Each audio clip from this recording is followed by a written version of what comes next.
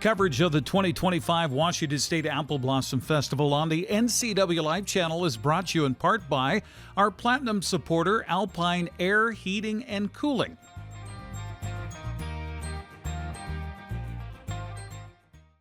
Thanks for watching the NCWLIFE channel as we get the opportunity to introduce you to the top 10 candidates for the Washington State Apple Blossom Festival Royalty Selection Pageant, which is coming up on Saturday, February the 8th. Right now we get a chance to meet Daeja Carlson, daughter of Janelle. Hi, Daeja. How are you? I'm great. How are you? Good, good. So you all ready for all this? I'm so ready. Never been more ready. Tell us a little bit about yourself before I get into my list of questions. Yeah, so I'm a senior in high school. I do halftime running start. And the one class I do at the high school is the NCWLIFE, which is journalism.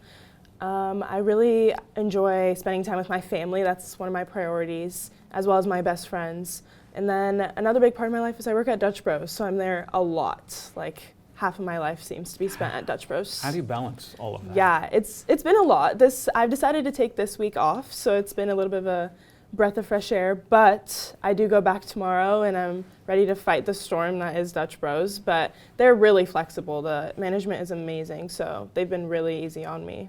So I had a chance to go through your bio, which is online at Apple Blossom's website, and you say that you're a writer, you write poetry, you write short stories. I do. So yeah. if you were to write a short story about this Apple Blossom Festival process for you, how would that story read?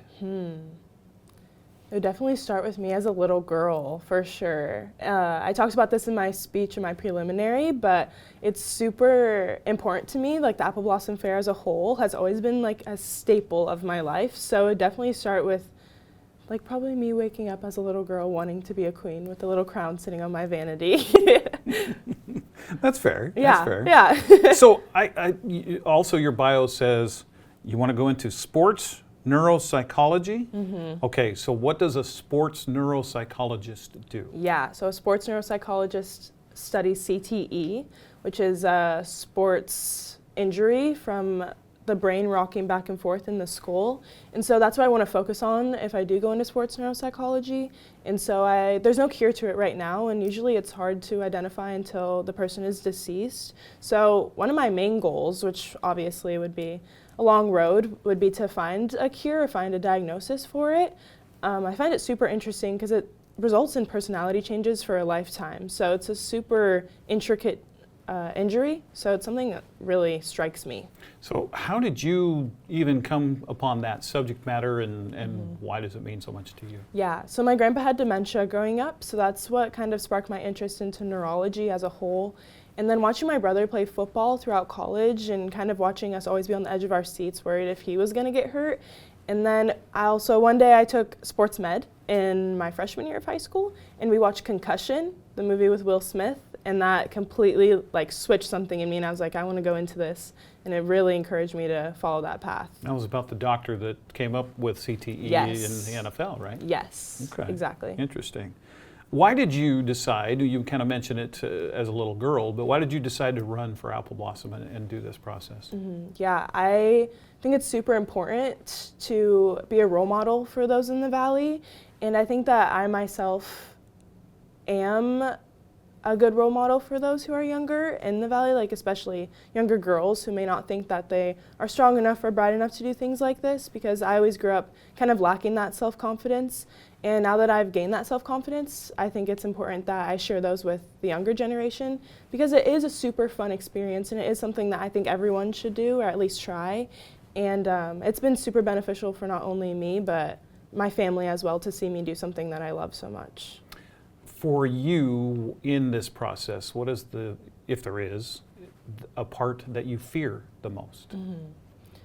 I think it's kind of just losing that self-confidence that I've built, because it is something I'm super proud of, having that self-confidence, but also just getting to the point where I feel like I didn't do enough or didn't do as much as I could. So I've gone through this whole process kind of doing everything that I possibly can, and doing the best I possibly can at all times, so I don't have that lack of self-confidence at the end.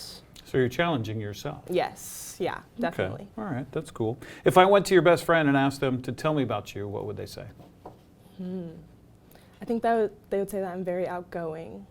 I like to do spontaneous things. In my bio, I mentioned that I love jumping in the Columbia River. That's like one of my favorite things to do. Even like polar plunging, so fun. I love it. And so things like that. I just love to be like, hey, do you wanna go up to Chelan right now and just jump in the lake when it's negative 20 degrees outside? Like, it's just my favorite thing to do. And so definitely spontaneous or outgoing. Okay. Yeah. Do you want to name who your best friend is, or Yes. best friends? I don't want to leave anybody out. Yes, my best friend's name is Bella, and we very often do things like that. Actually, she just got her wisdom teeth taken out, and she called me and she was like, actually, I think I can eat. So I was like, let's go to Applebee's, and completely just ate like 4 plates of wings like the day after. And I was like, this is why she's my best friend, because we're here eating wings the day after her surgery. That's pretty good. Yeah. That's pretty good. Yeah. What makes you laugh every time, no matter what? Probably like watching my brother do something dumb is probably the number one thing. Like, he's very smart, don't get me wrong, but sometimes he can, goof off a little bit. And I think that him, specifically in sports, he just had a men's league game yesterday in basketball. He's 24, and watching him kind of try his hardest to, go from coast to coast to make that layup and then miss it, kind of definitely gave me a belly laugh, which he usually does stuff like that. So pretty often I'm laughing at him. Does he laugh at himself too in the process, or maybe not as much? Yeah. Okay. All right. For you, with this Apple Blossom process, the pageant process and the top 10 process, what's the hardest part for you? Probably my time management. I went from doing online running start and having one class at the high school and working in the late afternoon to having something all the time in the late afternoon. So that's why I had to take this week off. But now that I've gotten to know my schedule a little bit more, I have like early shifts to work, and then I have the afternoon devoted to Apple Blossom. And so I've definitely figured it out along the road. But in the beginning, it was definitely very overwhelming, especially that first day when we got our schedule, and I just kind of looked at it and I was like, I don't know how I'm gonna make this work. But I'm in it now, so I have to make it work, which eventually it did all work out. But at first that was definitely the biggest struggle. 15 years, you said, basically, since you were a little girl, of actually watching the pageant in person all the time? Yes, I've gone since I was little. Yeah, and it's been a gift from our family friend Cookie bought us tickets every year. So her and Terry, her husband, would come with us every year until they moved away, and she ended up passing away. But through those years, me and my mom still kept going, and Terry still buys us tickets every year. So it's always been a staple since before I could remember. What's the one question during this interview that I didn't ask that you wished I would have? Because I'm sure you're probably prepared for this today. Yes. So what was the one that you really wanted me to ask? Probably, that you were ready to hit out of the park? Probably about DECA.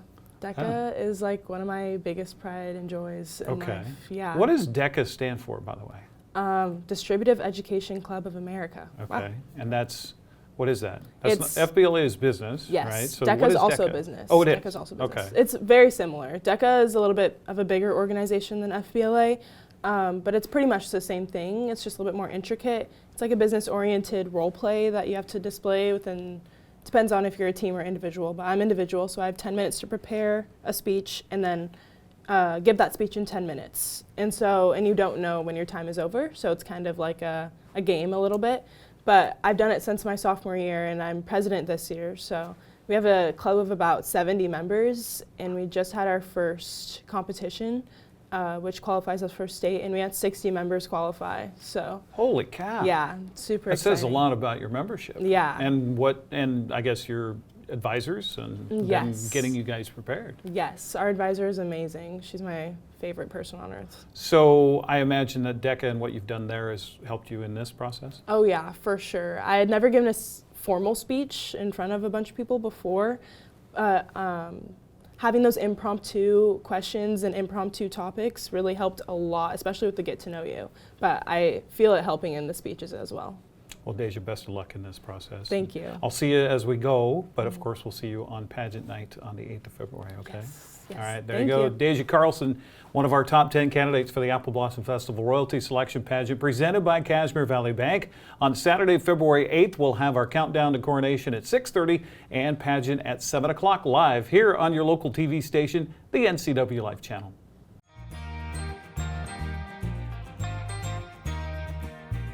Coverage of the 2025 Washington State Apple Blossom Festival is brought to you in part by Alpine Air Heating and Cooling. Turn to the experts at Carrier and Alpine Air. Heat and air, call Alpine Air.